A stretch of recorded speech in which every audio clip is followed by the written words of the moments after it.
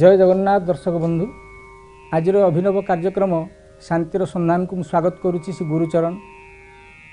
भगवान प्रत्येक मनुष्य भितर किसी दिव्य गुण दे ए धरापृष्ठ को पठाई तार एकमात्र कारण होची जीव से दिव्य गुण को नहीं तार जीवन प्रवाह निर्वाह करिवो। किंतु परितापर विषय जीव यही तत्व को भूली जाई से विपथगामी।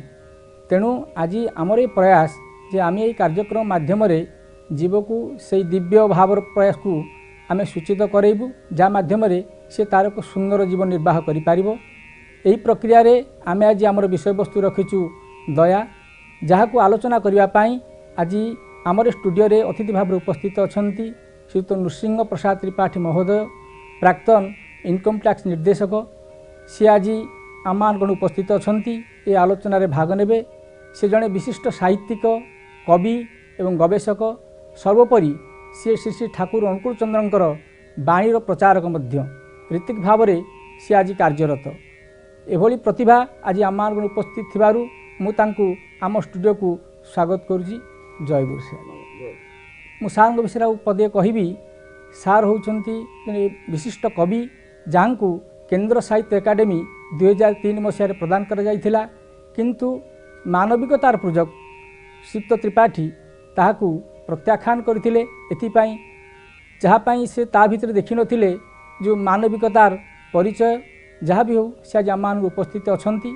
मु तांकू आज स्वागत करुँची एवं गोटे प्रश्न मु तांको पाखे रखिबी। सर दया कहले कौन बुझाए? दया कहले आमे ईश्वरीय दया, परम पितांकर दया, जेमती ईश्वर होउचंती दयार सागर, ए कथा आमे आलोचना करेनी। आमे दया कहले बुझे जे मनीष भितर जो सद्गुण अच्छी, जो सद्गुण गुड़िक अच्छी, ता भितर दया ही होची मुख्य एवं दया ही होची तार भूमि। तो दया कहले आमे ए मनीषर गुण कथा ही आम मन को आसे। एवं दया हेउची दयार दुईटी स्तंभ अच्छी, गोटे है भावना एवं आ गोटे है क्रिया। तेणु दयार कथा भाविबा एवं दया संपर्क में आम क्रिया करवा, यह हूँ दयार संज्ञा। तो दया को श्री श्री ठाकुर अनुकूल चंद्र जे मोर गुरु से या कहते दयार अर्थ हूँ संरक्षण, निजर संरक्षण एवं निजर संरक्षण सहित अन्य माने परिवेशर समस्त जगतर संरक्षण एवं उद्वर्धन। आमे यह ही जदि आम निज भितर रखिबा एवं ताकू चेतना भितर आमे टिके टिके टिके टिके करी ताकू बढ़ेबा, से आम भितर धीरे धीरे धीरे धीरे विस्तारित हो। सर आप जो चेतनार कथा कहले, चेतना भितर आम दया को बंचाई रखिबा, से चेतनाटा सर किभली भाव जागृत हो पार आम मान भितर? तो इथिरे मूल तत्व या होची एवं श्री श्री ठाकुर अनुकूल चंद्र तापर बहुत विशेषकर भीषण भाव में एम्फासिस देइछन्ति। प्रथम कथा है जो कथा इंग्राजी रे मध्य अछि, do unto others as you wish to be done by।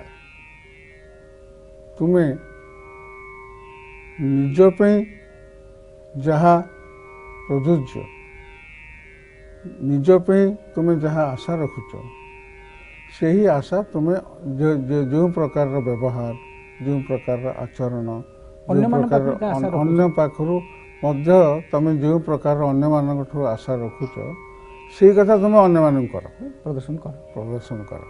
ताहले कौन हम जे आमे सब बेले भाविबा जे मु जदि आपण को ये कथाटी कहे, आपण जदि से कथा मते कही थांते ताहले मते केमति लागि थांता। मु ये कथा कहवा पूर्व जदि ये कथा भाबिबी ताहले मु सेटा आपण केबे कहबी नाही, कारण मु जानिबी जे आपण एथरे क्षत विक्षत हे जिवे। जदि मु सेई भलिया कथा आपण तो सुने ताहले आपण मोर शत्रु हे जिवे। तेणु मु कहबी ताहले शत्रुता करबा तो उचित न। तेणु मु से कथा आपण को केबे हेले कहबी नाही। तो आमे ये जो चेतना माने आमे सब बेले सचेतन हवा उचित जे आमे जहाँ करूचे ଆମେ ଯାହା କହୁଛେ ତାହା ଅନ୍ୟ ଉପରେ କେଉଁ ଭାବରେ ପ୍ରଭାବ ପକାଇବ ଆମେ ଯଦି ସେ ପରିସ୍ଥିତିରେ ଥାନ୍ତେ ତାହେଲେ ଆମେ ତାକୁ କିଭଳି ଭାବରେ ନେଇଥାନ୍ତେ। ଆମେ ଯେଉଁଭଳି ଭାବରେ ନେବା ଆପଣ ମଧ୍ୟ ସେଇଭଳି ଭାବରେ ହିଁ ନେବେ। ତାହେଲେ ଏଇଟା ହେଉଛି ସଚେତନତାର କଥା। ସେ ଯେଉଁ ଚେତନାର କେନ୍ଦ୍ରବିନ୍ଦୁ ଦୟା, ଏ ଦୟା ମାଧ୍ୟମରେ କ'ଣ ଆମର ଯେଉଁ ଶତ୍ରୁତା ଅଛି ଆମେ ତାକୁ ନିପାତ କରିପାରିବା? ଭାଗବତ କଥାକୁ ଆସିବା। ଭାଗବତରେ ଗୋଟିଏ କଥା ଅଛି, ଯାଠାରେ ଦୟା ଭାବ ନାହିଁ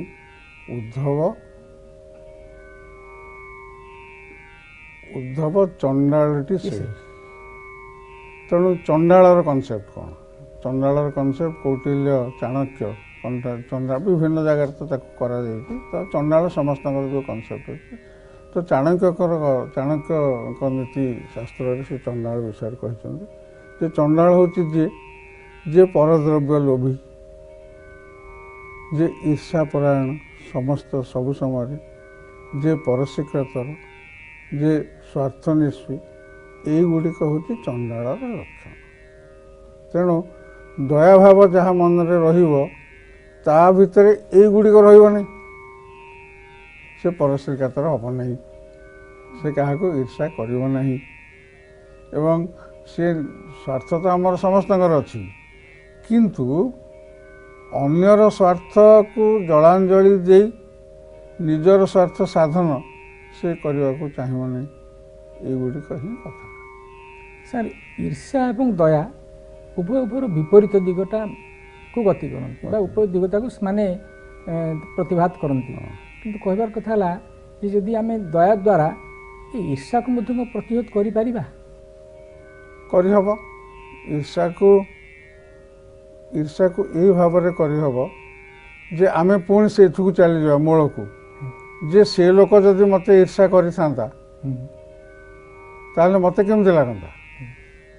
ସେ ଲୋକ ଯଦି ଈର୍ଷା ପରାୟଣ ହେଇକିରି ମୋ ବିରୁଦ୍ଧରେ ଯାଉଥାନ୍ତା ବା ଯାହା କରିଥାନ୍ତା, ମୋତେ ଯେଉଁ ଉପଲବ୍ଧି ଲାଗନ୍ତା ବା ତା'ର ଫଳାଫଳ ଯାହା ହୁଅନ୍ତା, ବର୍ତ୍ତମାନ ମୁଁ ଯଦି ଈର୍ଷା ପରାୟଣ ହେବି ତାହେଲେ ତା'ର ଫଳାଫଳ ସେୟା ହେବ। ସାର୍, ଆମେ ଏ ଯେଉଁ ଦୟାର କଥା ଆଜି ଆମେ ଆଲୋଚନା କରୁଛେ ତାହା ଏକ ଦୈବୀ ଗୁଣ। ତେଣୁ ଏଇଟା ପ୍ରତ୍ୟେକ ବ୍ୟକ୍ତି ପାଖରେ ଅଛି। ତ ଗୋଟିଏ କଥା ଆମେ ଦେଖିବାକୁ ପାଉ, ଏଇଟା ସୁପ୍ତ ଭାବରେ ଅଛି। ଏହା କିଭଳି ଜାଗ୍ରତ ହୋଇପାରିବ? ବହି ପଢ଼ିଲେ, ଟିଭି ଦେଖିଲେ ଦୟାଭାବ ଜାଗ୍ରତ ହେବ ନାହିଁ। ଯେତେ ଆମେ ଶୁଣିଲେ, ପ୍ରବଚନ ଶୁଣିଲେ ଇତ୍ୟାଦି କଲେ, ଏଇଥିରେ 1% 2% ଦୟାଭାବ ଜାଗ୍ରତ ହେଇପାରେ। ଦୟାଭାବ ଆମ ଭିତରେ କେମିତି ଜାଗ୍ରତ ହେବ? ଯେ ଦୟାଶୀଳ ବ୍ୟକ୍ତି, ଯେଉଁଠାରେ ଦୟା ଜୀବନ୍ତ, ଯେଉଁଠାରେ ଦୟା ପ୍ରତିଭାତ, ତାଙ୍କୁ ହିଁ ଆମେ ଯଦି ଆଦର୍ଶ ଭାବରେ ନେବା ତାହେଲେ ହିଁ ଆମ ଭିତରେ ସେ ଗୁଣଟି ଜାଗ୍ରତ ହେବ। ତ ବର୍ତ୍ତମାନର ଅସୁବିଧା କ'ଣ ହେଉଛି?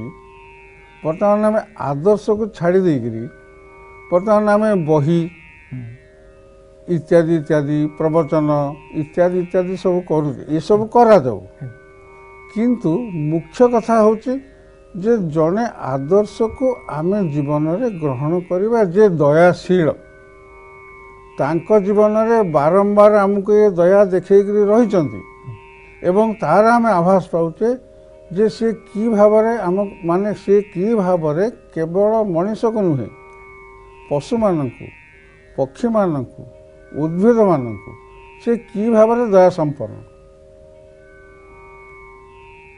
ଥରେ ଶ୍ରୀ ଶ୍ରୀ ଠାକୁର ଚାଲି ଯାଉଛନ୍ତି, ଦେଖିଲେ ଯେ ଜଣେ ଗୋଟେ ଗଛଟେ ଗୋଟେ ବାହି ଟିକେ ପବନ ଏବଂ ଝଡ଼ ପବନରେ ଖସି ପଡ଼ିଲା। ସେ ସାଙ୍ଗେ ସାଙ୍ଗେ କହିଲେ ସେ ଡାଳଟାକୁ ଉଠାଅ। ଡାଳଟାକୁ ଉଠେଇକି ତା ଦେହରେ ଲେପ ଫେପ ଦେଇକରି କହିଲେ ଏଇଟା ଯୋଡ଼ି ହେଇକି ରହିବ, କାରଣ ତମର ହାତ କଟିଗଲେ, ତମର କୌଣସି ଅଙ୍ଗ ବିଚ୍ଛେଦ ହେଇଗଲେ ତମକୁ ଯେମିତି କଷ୍ଟ ହେବ ଏବଂ ସେ ଅଙ୍ଗଟି ପୁଣି ଯୋଡ଼ିଯାଉ ବୋଲି ତୁମର ଯେମିତି ଇଚ୍ଛା ହେବ, ଗଛର ମଧ୍ୟ ସେଇ ପ୍ରକାର ଇଚ୍ଛା ହେଉଛି। ତ ଆମେ ଏଥିରେ ବିଶ୍ୱାସ କରୁ ଯେ ସବୁଠି ଏକ ପ୍ରକାରର ଜୀବନ ଅଛି। ତେଣୁ ଜୀବନ ଯେ ଆମର ଖାଲି ପଶୁ ପକ୍ଷୀ ମଣିଷ ଭିତରେ ଜୀବନ ବା ଉଦ୍ଭିଦ ଭିତରେ ଜୀବନ ଅଛି ନାହିଁ, ଏ ପୃଥିବୀର ବି ମାଟିର ବି ଜୀବନ ଅଛି, ଏ ପଥରର ବି ଜୀବନ ଅଛି, ଏ ଜଳର ବି ଜୀବନ ଅଛି, ସେ ଏକ ପ୍ରକାର ଜୀବନ। ତେଣୁ ଆମର ସବୁବେଳେ କୁହାଯାଏ ଯେ ଜିନିଷପତ୍ର ଗୁଡ଼ାକୁ ଅସ୍ତବ୍ୟସ୍ତ କରିକି ରଖନା, ଯେଉଁ ଜିନିଷ ଯେଉଁଠି ରଖିବାର କଥା ତାକୁ ସେଇଠି ରଖ, କୌଣସି ଜିନିଷକୁ ଆଘାତ ଦେଇକରି ଫୋପାଡ଼ାନି, ବାଲ୍ଟିଟି ମଧ୍ୟ ଧୀରେ କରିକି ରଖ, କାରଣ ତାହା ନହେଲେ ବାଲ୍ଟିକି ଏକ ପ୍ରକାରର କଷ୍ଟ ହେବ।